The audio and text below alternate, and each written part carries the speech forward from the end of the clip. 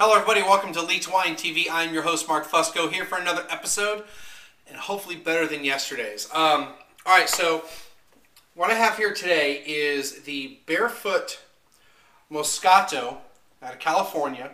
It's a non-vintage. There's no vintage for this. And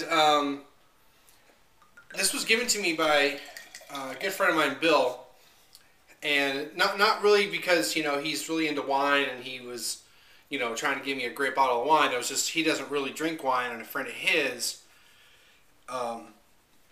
see that little fizz action? Friend of his was moving, and it was just a bottle of wine that he had. So he was like, "Hey, you like wine? Take this." So before I have some of this, let me preface: I've had this label before, not this particular varietal. I've had this label in the past, and I've never really been happy with it. However, this particular wine got several good reviews from people, and I forgot to get it, but it's actually in this week's circular for World Market, which I'm going to be going to a little bit later today to get more wine. And I think it scored pretty well, but I don't know if it was a wine publication score that was like a 90, 91, 92, or it was the California Wine Festival, was all the wines, and that's in the circular got like 98s. I don't really trust wine festivals scores very often. All right, so let's check it out. I mean, it's Moscato. It's going to be sweet. It's probably going to be pretty good. So right now I'm getting like peaches.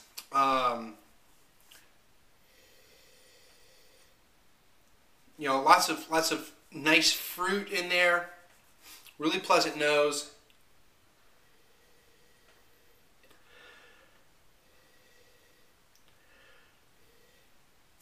The label, I think, says I'm supposed to get apricot, I think. So I might be getting some of that too. I don't have a lot of experience with apricots, so I'm definitely getting the peaches. See how it tastes.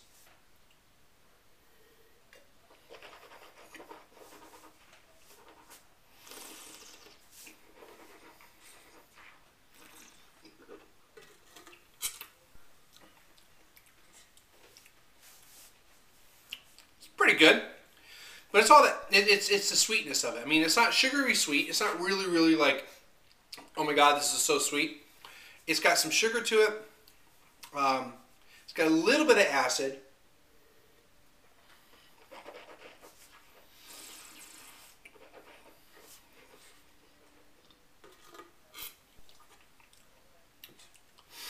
I get a slight tartness to it. I guess it tastes like maybe peaches with sugar a little bit.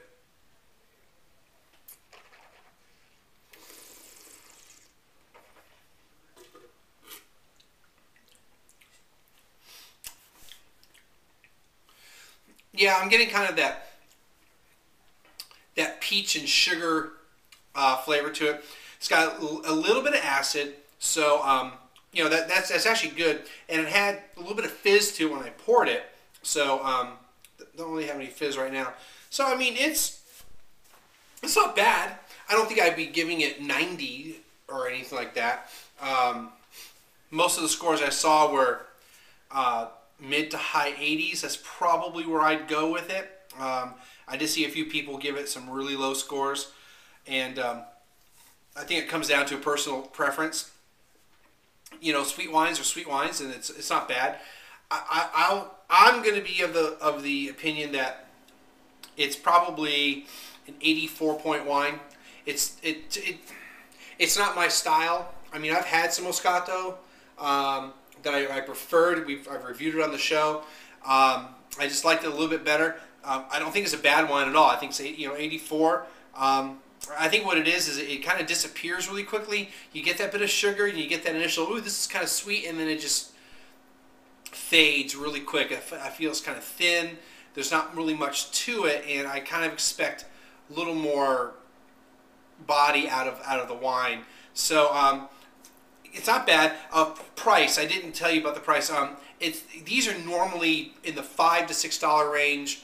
per bottle, depending on where you are in the country. I did see some prices for $5.99 online. So, like I said, it's in the $5 to $6 range. Really just kind of depends on where you're buying it and if they're having a sale on it.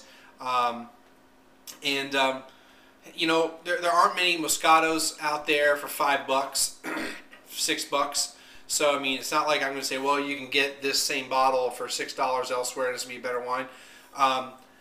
So, I mean, if you like sweet wines, you don't want to spend a lot of money, I'd say go ahead. I mean, I think if you spent a couple extra dollars and maybe bought something else, you'd probably be more pleased. But, you know, if you're on a budget, it's not bad. I mean, I wouldn't necessarily say don't buy it.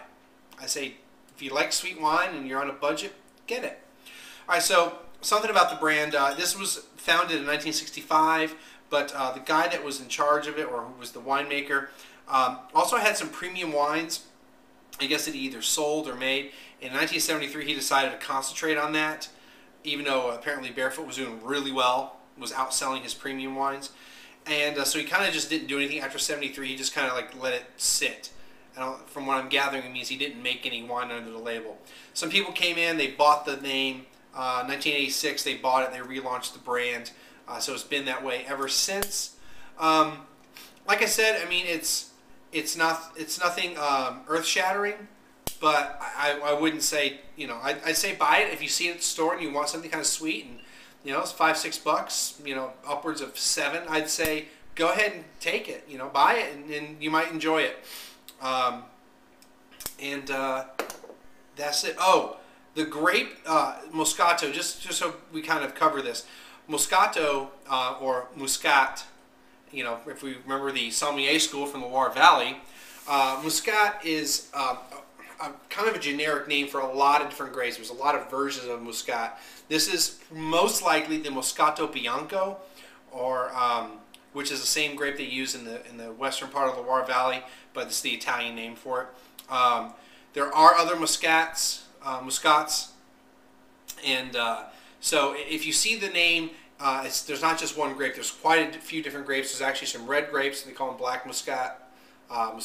So there's different varietals out there with the same name. That's it. We'll see everybody again next time. Hopefully I'll have a bunch of wine from World Market and maybe other places. Have a good one.